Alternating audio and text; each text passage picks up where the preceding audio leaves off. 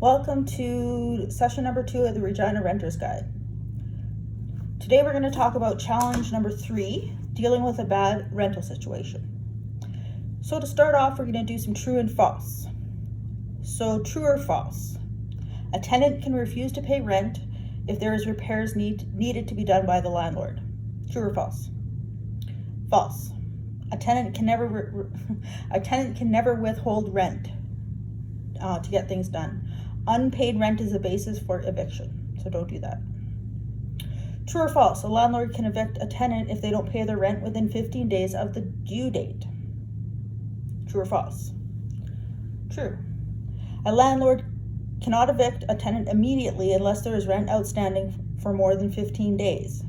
By themselves, outstanding late fees are not sufficient. A tenant may be evicted on a calendar month's notice if late fees are not paid following a reminder and a reasonable opportunity to pay the late fee. The rent discount to encourage timely payment of rent is the equivalent of a late fee. A rent discount that is a penalty and not a reasonable estimate of the actual cost to the landlord of late payment is not enforceable. So basically, you in your rental agreement, it tells you what date your rent is due. If you are 15 days overdue, then your landlord can evict you because of it. I think they can evict you right away. You need a calendar's month's notice if late fees are not paid, it says. So basically true. A landlord can evict a tenant who is involved with illegal activities at the property. True or false? True. A landlord may apply for an order for possession immediately if there is significant interference or disturbance with others living nearby, or the landlord or serious jeopardy to the health and safety of those people. Property risk, noxious, offensive, or illegal acts that may be a risk to cause serious jeopardy to the health and safety of neighbors or the landlord or to property, or extraordinary damage has been caused. So basically, you can be immediately evicted if there is a big disturbance, if there is health and safety issues, if there is offensive or illegal acts that is cause for eviction. So true, you can be evicted for illegal activities at the property, so keep it legal. The landlord must replace a window if it gets broken. True or false? False. Tenants must repair damage that is caused through their actions or through their neglect. So hopefully when you moved in, the window was intact. If it wasn't, then you shouldn't move in. But if you do move in and your window does get broken while you're living there, then it's up to you to get that window fixed. Number 5, a tenant doesn't need to give any notice to move out. True or false? False.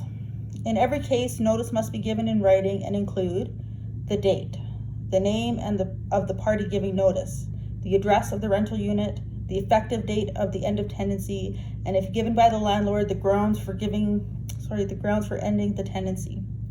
So most rentals are month to month. To end a tenancy at the end of any month means that notice must be delivered during the prior month. So you must give a month's notice, basically. If notice is not delivered in proper time, it becomes effective at the end of the next possible period.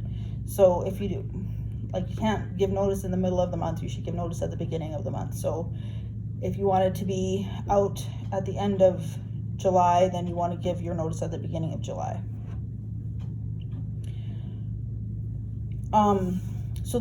That is our true and false for this session. And this is where I got it from. I got it from the Residential Tenancy Act, which is a provincial legislation that outlines what a landlord can and cannot do. Specific information is available online, and I'll put a link in the description. Or you can go to the Rentalsman's office at 1855 Victoria Avenue, number 304. The phone number, and I'll put this in the description as well, is 1-800-215-2222. Okay? So that is the Residential Tenancy Act. So now, the Regina Renter's Guide. We are in the third challenge to keeping a roof over your head, dealing with a bad rental situation. So the landlord must keep the appliances that are included in the rental in good repair and make sure that the water, heat, and power work. So when you move in, you have this agreement with the landlord that, say, the fridge, the stove, the washer, the dryer are included in rent. They not always will be. There might be situations where there's no washer or dryer or whatever, but it's agreed upon between you and the landlord when you move in. So he needs to keep whatever he said he's going to supply to you in good working order. Plus, you should always have water, you should always have heat, and you should always have power. Other things that are simple, you should be able to open and close and lock your windows, your front door, and your back door. Again, when you move in, you should have this all laid out and all ready to go. If you look at a place and the windows or doors don't lock, don't move in until they're fixed, if you can help it. Otherwise, like I said, if while you're staying there for some reason the door doesn't lock, like through no fault of your own, then you should get the landlord to fix that for you. Your taps, bathtub, and toilet should be in good working order. So that is your landlord's responsibility.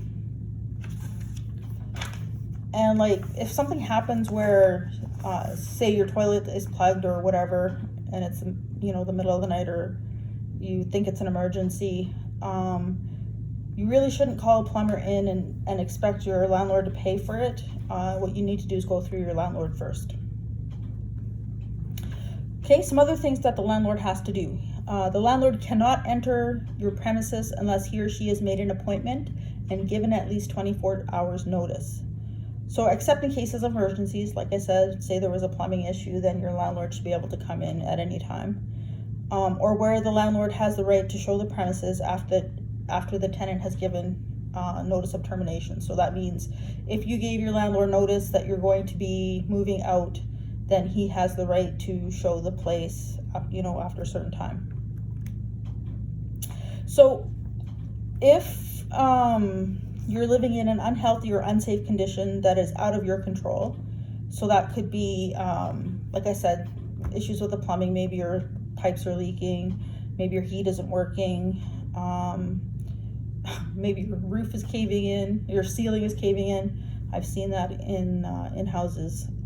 Maybe you have, well, we'll talk about other situations, but you can call the health region to come and inspect your place. So to report mold, insects, rodents, or unsanitary conditions, call 306-766-7555. To report disrepair, untidy, unsightly yard, call 777-700, and you can report those things there. If you're having trouble with your landlord and there is, as I said, no fault of your own, then you can talk to the Rentalsman or the Office of the Residential Tenancy Office. And I will put all the information in the description. So the Rentalsman can give you free information on your rights and responsibilities as a tenant and help resolve problems between you and your landlord. So what I suggest, if you do end up talking to the Rentalsman, it is a really good idea that you document everything. So always try talking to your landlord first. Don't go straight to the Rentalsman. So say you have mice. Do what you can to clean up and do what you can to get rid of those mice. Talk to your landlord, see if he can get you some traps, see if he can seal up any holes that are allowing the mice to get into the house, that kind of thing. And document everything that happened.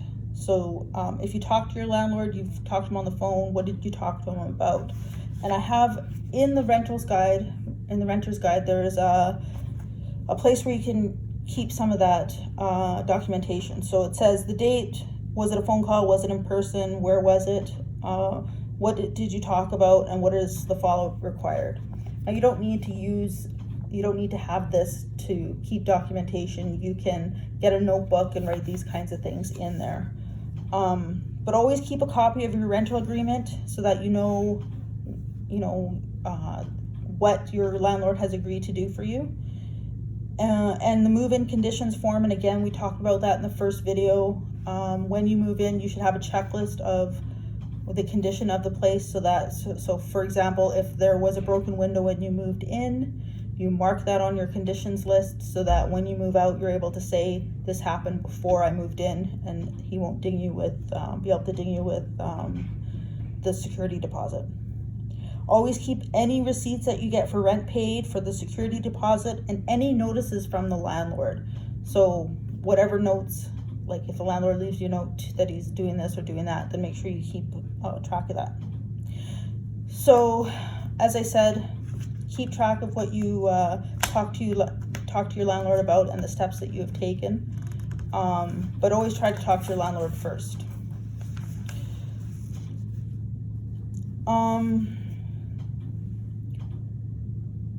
Okay, so I have some scenarios for you. So let me make sure that we covered all this. Yeah, in the renter's guide, there's a place for receipts. You can get a receipt book from Walmart or Staples, but there's one in the Regina renter's guide. Okay, scenarios. The landlord issues. Joe has mice in his house. There is a huge gap in the wall of the back porch. Obviously, mice can get in there. But Joe is a slob and always has garbage piled up in his back porch and food left on plates all over the house. The landlord refuses to fix the wall. What should Joe do? Well, first of all, Joe should always keep track of discussions and actions between him and his landlord. We just talked about that. Let's see. Second of all, Joe should clean up. The landlord may refuse to do anything while it is a mess. There is no point for the landlord to come in and put down traps or fill out that gap in the wall so that the mice can't get in. If Joe has food, dirty plates, garbage, clothes, the floor is covered, all surfaces are covered with junk, that's not going to stop the mice from coming in. So there's no point in fixing the wall if Joe isn't going to be a slob.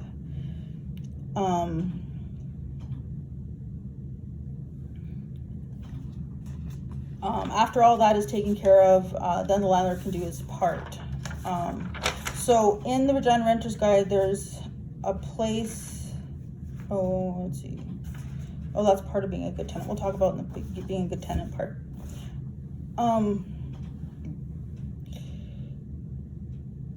Where are we?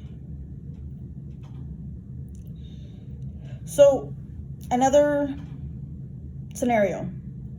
The appliances are included in rent. The oven hasn't worked since Sarah has moved in. The landlord ignores her requests to get it looked at. What can she do? So again, keep a record of everything. Hopefully when you moved in, you check that the stove or the oven doesn't work. And if it doesn't, make sure that you get that done before you move in, get it fixed before you move in. Check your rental agreement to see if the appliances are included in the deal, and make sure that you keep your rental agreement and that you know where it is, that you can put your hands on it.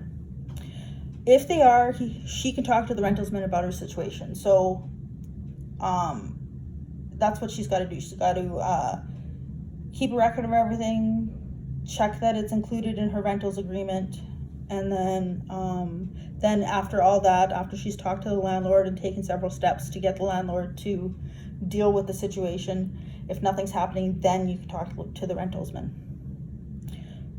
Okay, here's another scenario. The banister on the front stairs is loose. The landlord has no plans to fix it. Joe's dad offers to fix it and give the bill to the landlord. Should Joe accept this offer? And the answer is no. You cannot do anything to the property without the landlord's permission. It's the landlord's property. If you go and fix the banister, you might not get paid because you didn't make that agreement with the landlord. So things to think about before talking about your issues with a rentalsman. Is your complaint legitimate? So again, check and see that it's in your rentals agreement that, you know, for example, with the stove or that that sort of thing. Do you feel safe making a complaint? You might be concerned, like if there isn't that many places to rent in Regina, or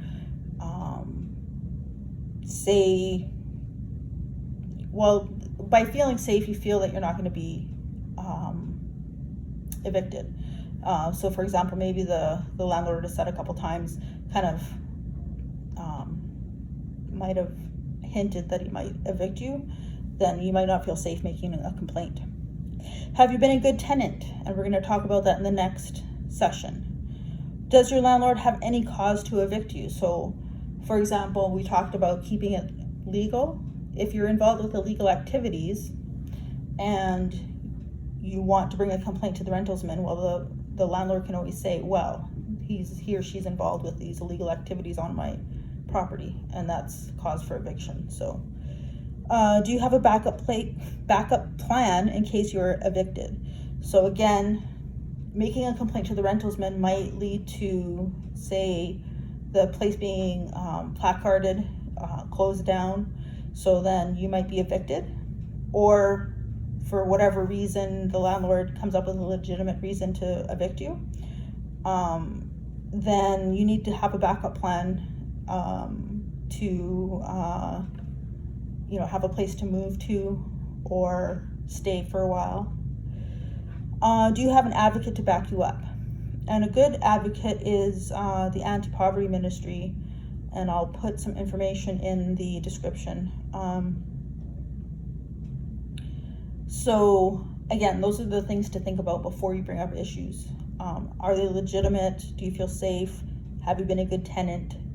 Do you have any reason to be evicted? And do you have a backup plan? And do you have an advocate?